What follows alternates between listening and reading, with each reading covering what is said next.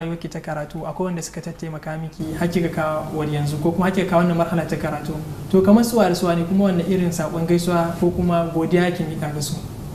Ina godewa mamata da babana sannan da kakata wacce ita ce ta raba ni tun ina yarinya, kuma duka da kailan ina da duka yan uwanmu ina gaishe da su.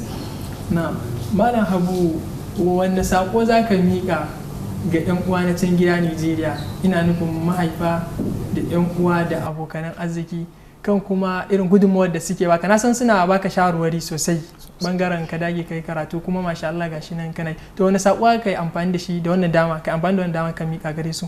To ina mika sakon gaisuwa ta musamman ga mahaifiyata, sannan kuma ina addu'a Allah ya jika mahaifina wanda kusan shine wanda zan ce jigon karatu na haka. Sannan baya ka akwai yayin baba taka da kuma yan uwa dai wanda sai yawan su ya kai ba za ma iya irga ba. Akwai yayin ni wanda sun bada gudunmawa sosai da sosai da shawara da kuma madiya ta rayuwa.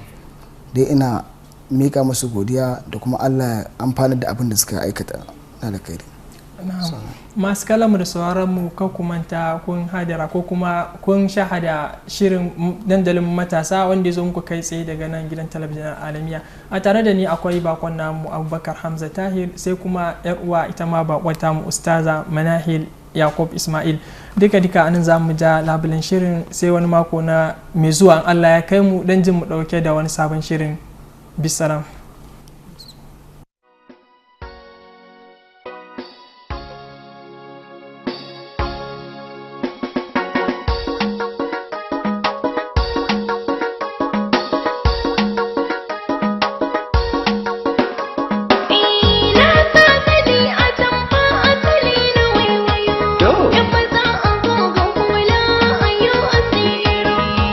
Nasi